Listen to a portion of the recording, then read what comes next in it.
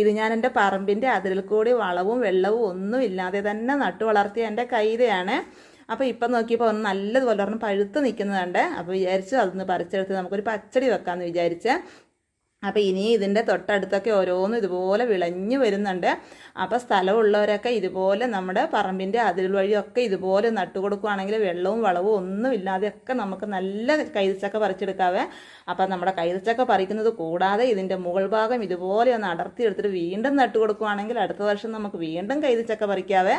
അപ്പോൾ നമുക്ക് നമ്മുടെ കൈതച്ചക്ക നല്ലതുപോലെ ഒന്ന് കഴുകി വൃത്തിയാക്കിയെടുത്ത് നമുക്കിത് മുറിച്ചും കൂടെ നോക്കാവേ.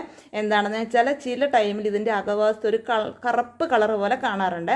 അപ്പോൾ ഇതിൻ്റെ അങ്ങനെ ഉണ്ടോയെന്നൊന്നും അറിയത്തില്ല. അപ്പം നമുക്കിതൊന്ന് മുറിച്ചും കൂടെ നോക്കാവേ. എന്നിട്ട് നമുക്ക് സൂപ്പർ പച്ചടിയും വെക്കാം.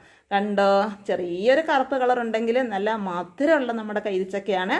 ഇഷ്ടപ്പെട്ടാൽ എന്നെ ഒന്ന് ലൈക്ക് ചെയ്തും കമൻറ്റ് ചെയ്തും ഒക്കെ എന്നെ ഒന്ന് സപ്പോർട്ട് ചെയ്തേക്കണേ. Okay, thank